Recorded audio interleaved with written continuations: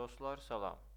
Bu məntiq testimizin həllində xəyali cəhətdən 4 fiqurun, verilmiş 4 fiqurun birləşdirilərək yaradılmış yeni fiqurun hansı olacağı istənilir. Bu məntiq testinin həlli üçün bir-bir səhv cavabların nədən səhv olduğunu göstərəcəm və düzgün cavabı axırda niyə düzgün olduğunu izah edəcəm. Bu iki fiqurumuza trapez, bu iki fiqurumuza isə kvadrat deyəcəyik.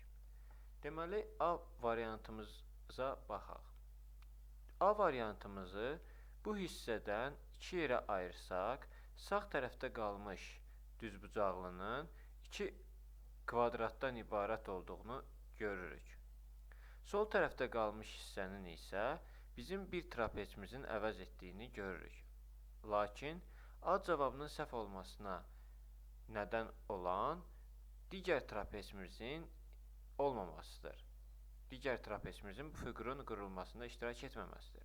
Ona görə də bu variant A variantı səhv kimi qeyd olunur və X tanır. B variantına keçək.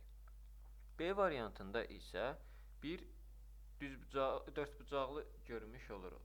Bu dördbucaqlını yarı hissədən təxminən bölsək, onun 2 dənə verilmiş kvadratdan ibarət olduğunu görərək.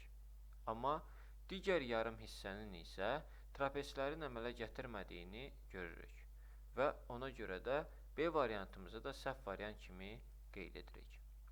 D variantımızın isə bir trapezin tərs şəkildə verilməsini görürük və bu şəkildə trapezin bu hissəsinin bizim bir trapezimizin əvəz etdiyini düşünək.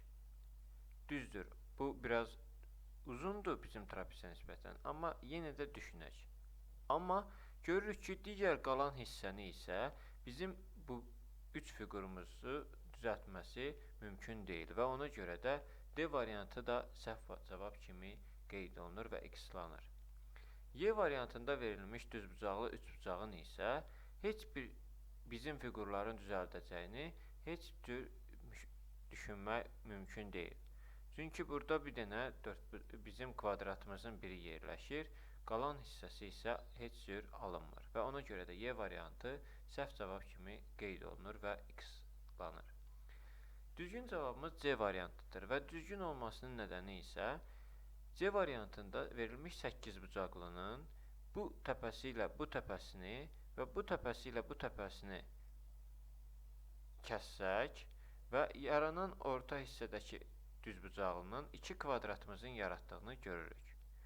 8 bucaqlının yuxarı hissəsini isə digər bir trapezimiz, aşağı hissəsini isə digər trapezimizin yaratdığını görürük və C variantında yaranmış 8 bucaqlı fiquru bizim verilmiş 4 fiqurumuzun birləşməsindən əmələ gəldiyini görürük.